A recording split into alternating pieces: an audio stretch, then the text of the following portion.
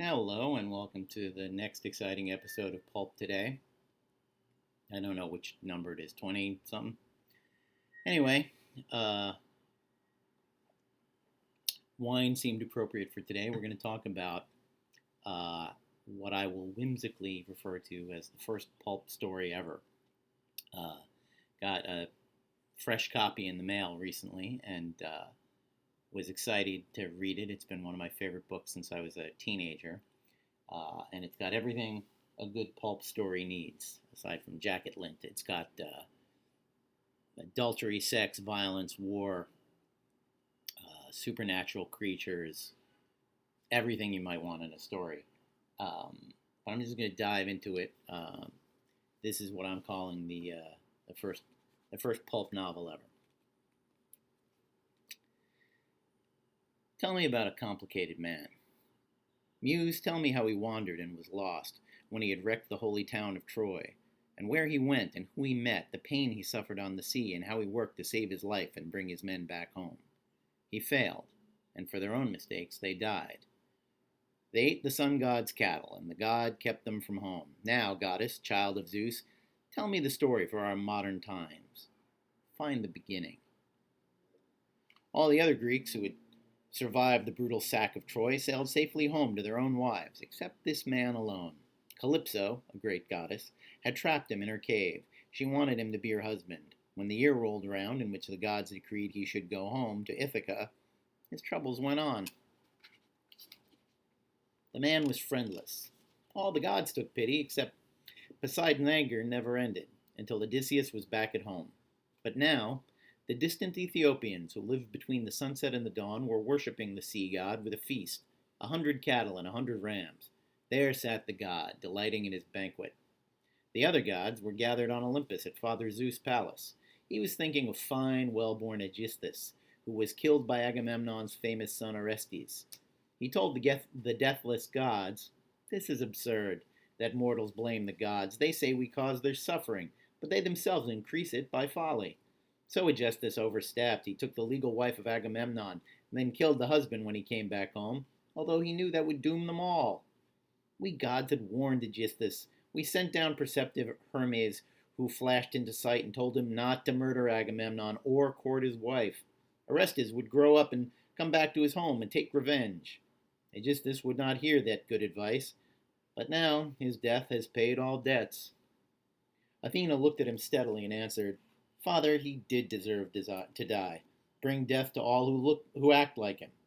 But I am agonizing about Odysseus and his bad luck. For too long he has suffered with no friends, sea all around him, sea on every side, out on an island where a goddess lives, daughter of fearful Atlas, who holds up the pillars of the sea and knows its depths. Those pillars keep the heaven and earth apart. His daughter holds that poor unhappy man and tries beguiling him with gentle words to cease all thoughts of Ithaca. But he longs to see even just the smoke that rises from his own homeland, and he wants to die. You do not even care, Olympian. Remember how he sacrificed to you on the broad plain of Troy beside his ships? So why do you dismiss Odysseus?" "Daughter," the cloud god said, "you must be joking, since how could I forget Odysseus? He is more sensible than other humans, and makes more sacrifices to the gods. But Lord Poseidon rages, unrelenting, because Odysseus destroyed the eye of godlike Polyphemus, his own son, strongest of the Cyclops, whose mother, Thusa, is a sea nymph, child of Phorcys, the sea king, and she lay beside Poseidon inside a hollow cave. The Lord of Earthquakes prevents Odysseus from reaching home, but does not kill him. Come then, we must plan. How can he get back home? Poseidon must give up his anger, since he cannot fight alone against the will of all the gods." Athena's eyes lit up, and she replied, "Great, Father, if the blessed gods at last will let Odysseus return back home, then hurry, we must send our messenger, Hermes the giant slayer. He must swoop down to Ogygia right away and tell the beautiful Calypso we have formed a firm decision that Odysseus has waited long enough. He must go home. And I will go to Ithaca to rouse the courage of his son and make him call a meeting and speak out against the suitors who kill his flocks of sheep and longhorn cattle unstoppably.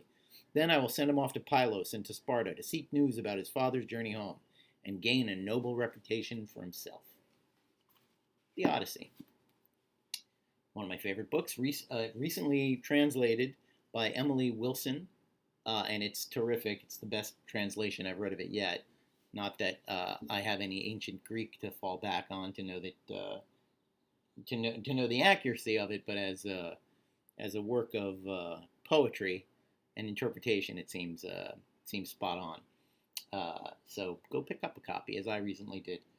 All that said, yes, I'm being a little tongue in cheek when I call it the first pulp story, but if you boil genre fiction, popular entertaining fiction, down to its purest essence, what you get is the Odyssey. That's what's in there. That's what we're all imitating one way or the other. And I'd like to connect it to another thing that I've been thinking about for years: the way in which so much popular fiction leans on the idea of what happens to men after we make them killers.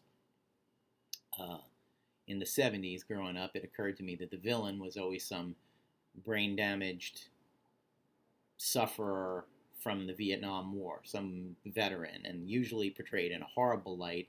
And yet, uh, the guy stopping the serial killer, who's a deranged Vietnam War veteran, is also a veteran, showing you the bright side of military service.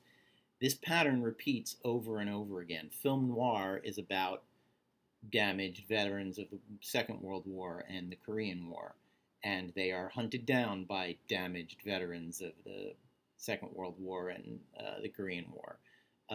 Gangster movies in the 1920s and 30s are the first scene in the Roaring Twenties is a trench scene in World War I to tell you how all of these guys got the way they got.